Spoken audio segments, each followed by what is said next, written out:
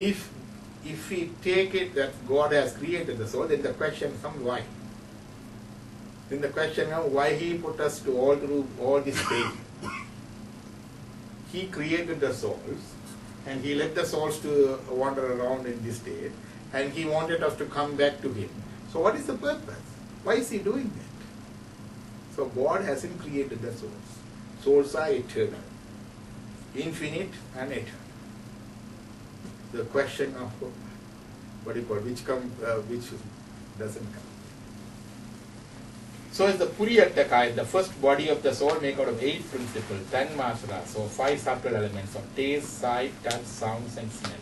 Antakaranas, inner sensoria, 3 out of 4, mind, intellect and ahankara, the sense of self-identity.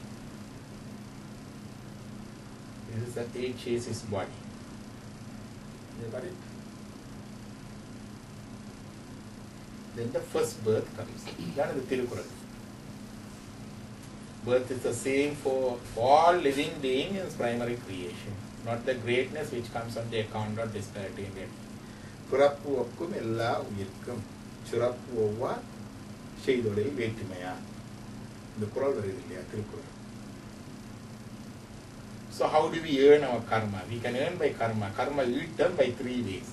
By our thoughts, words and deeds. Thoughts by the mind, words by the words, deeds by our body, bodily actions. So examples of karma by mind here, karma by our words, karma by our deeds. The first body didn't have the words or deeds because it doesn't have the instruments, right? But only have the mind and intellect and sense of self. But that is enough to earn its first karma. So from that, the second next birth comes. The first birth is the first body is the first body. Subtle body. Subtle body. Puriyattakai, 8 chassis body. Only 8 elements, subtle. Ahankara appadi irukku. Ahankara is a sense of self. Ahankara is not an ego. It's a sense. We all have a feeling of individual. Right? Any single bacteria or single worm or everything lives and acts like an individual, right? That sense is the ahankara, sense of self. I am separate. I am a being. Is it self-actualization? Self-actualization is a what do you call it? It's a stage in the spiritual stage, but it's a self. This self is this is a separate being. I am a separate being. That is all. Self-actualization is a spiritual process. That's also an intermediate state in the spiritual process. It's not the final one. So how do you know the triangle of Maslow's theory? Yeah. Self-actualization.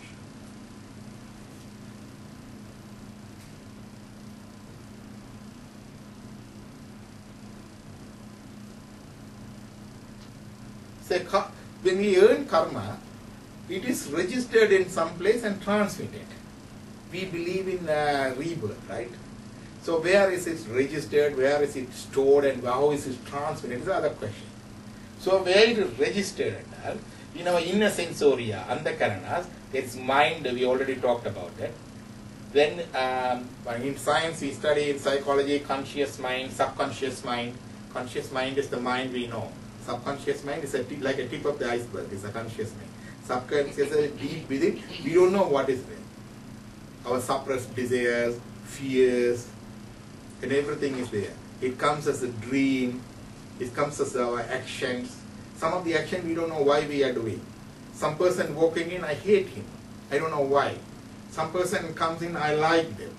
I don't know why. So those are here. Some people are what you call phobic. Phobic of some creatures and space and other things. So those hidden things are in subconscious mind. You can reach a subconscious mind through hypnotism and other things. So you can bring out those hidden memories and hidden desires and suppressed feelings out and ventilate out. So you can heal those troubles or issues arising out of this deeply buried incidences or memories, right? That is subconscious mind. Then the buddhi is the intellect. If someone always, what do you call it? see whether it is right or wrong, do it or don't do it, go or not go, another thing. So intellect. Then comes the Siddham. Siddham, there's no right translation for the Siddham. The yoga books, Patanjali Yoga Sutra and translation, translates Siddham as conscious. But I put it as ultra conscious because I'm a medical man. I know conscious means different, right? And subconscious we know. I put it ultra conscious because it is beyond the subconscious mind. There are certain incidences or recorded, what do you call, parapsychological field in this, it recorded. When they do the hypnotism, Superconscious. You go, no, it's not superconscious, it's deeply further. When they do the hypnotism, they go to the childhood memories. Suppose I am very afraid of cockroaches or the animals.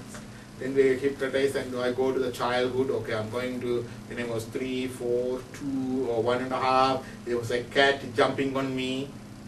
That memory was deeply buried in. Also they can hypnotize and get those memory too. And then that beyond this life, when you see the, what do you call it, experiences is, what's the program in JTV? Past life. The Lakshmi. Past life memories. Past life memories. Well, if you go there, suddenly it goes into a new life. They started recalling events and incidents not related, not happened in this life. Only in few people it happens. So that is, they pass the boundary of subconscious and go to the ultra conscious. That is Siddham. Siddham is considered as part of the Buddhi. These are the boundaries. Like an ocean, we are putting the boundary. Ocean is the same. Like Antakarana, so inner sensoria is the same. Mind, Buddhi, Siddham and Ahankar. But for a descriptive purpose, we put these boundaries, right? So some of the philosophical books says Buddhi, Siddham is included in the Buddhi. It is true. So the storage happens here in Siddham. When they consider Siddham and Buddhi are the same, it considers in Buddhi. It is hard to explain in those days, but nowadays we know, as we store the information in the computer chip, the data we preserve in the computer chip, like that, all our doings, from the morning and the night and another thing, both good and bad, everything. Every action we do with our ego consciousness is registered in the Chitta. Every single thing. What we see, what we think, what we do, what we say, everything registered. That's a storage place. So here is a registration happens, Siddham.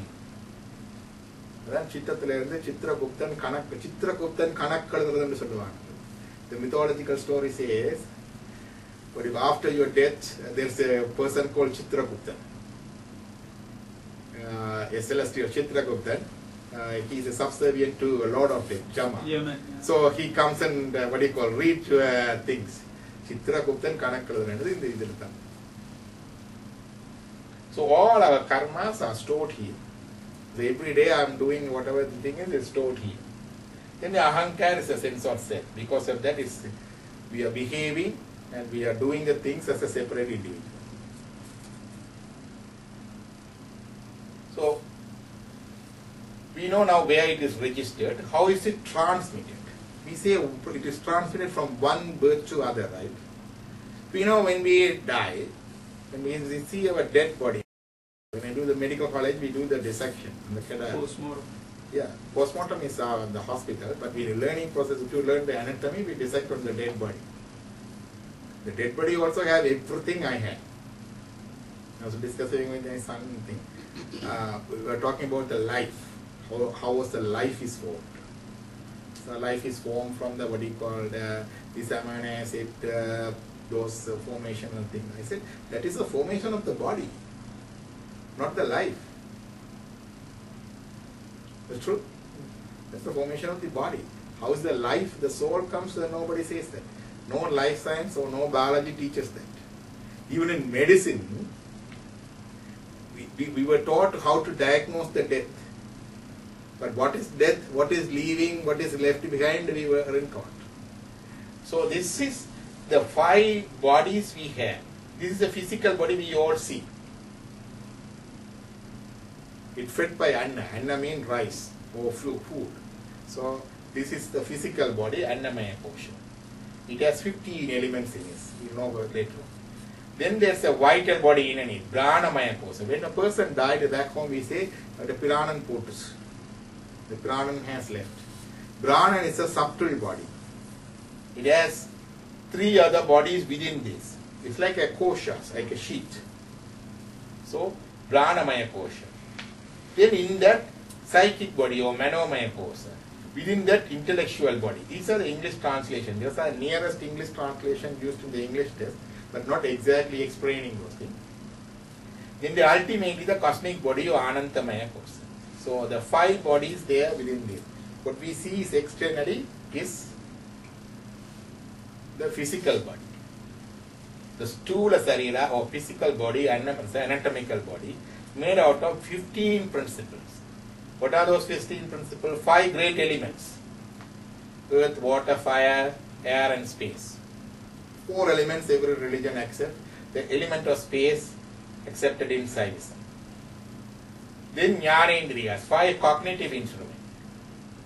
Cognitive instrument is what do you call? Our nose, tongue, eyes, skin and the ears. Jnanendriya is not the anatomical body, but the organ that receives those sense organs. Then the Karmendriya, motor organ, hands for doing the things, legs for propagation, tongue for communication, sexual organs for procreation, excretory organs for excretion. Even the single cell organism have all these. They have the 5 element body. They have the either primitive or inert form or express form. All these Jnanendriyas and Karmendriyas. The 15 elements are in the body. What is leaving the body is a Pranamaya Kosha. It has our 5 Dhanmatras. The sound, touch, sight, taste and smell. And 3 out of 4 Antakaranas there. Mind, intellect and Ahankara. The next body, psychic body, Manomaya Kosha, contains the 4th Antakarana is a Chittam. This is the ultra consciousness. Our storage is transmitted. When our soul depart from this body, it doesn't go as a naked soul. It has 4 sheets covered it. So Pranamaya Kosha, Manomaya Kosha, Vijnanamaya Kosha, Anandamaya Kosha. Out of these koshas, our karma is registered in Chittam, the ultra conscious, is attached to the Manomaya Kosha. Thanks. You got it now? Sukshma Shariram. Sukshma Shariram. Subtle body and Sukshma Shariram. You cannot, what do you call it? That includes all 4. All 4. All 4 Sukshma Shariram. And first Shariram also Sukshma Shariram. The Pura Shariram, gross body is this one.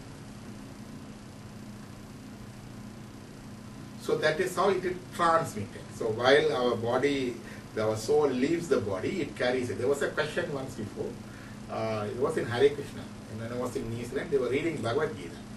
Bhagavad Gita, Krishna says, in this first chapter was Bhagavad Gita, is Arjuna Vishada Yoga. Arjuna Vishada Yoga means Arjuna was confused. He said, okay, Arjuna, you know the Mahabharata story? Okay. It's a story about the warriors, the cousins, Pandavas and Kauravas. There was a big war, Mahabharata war, and Krishna was on Pandava's side.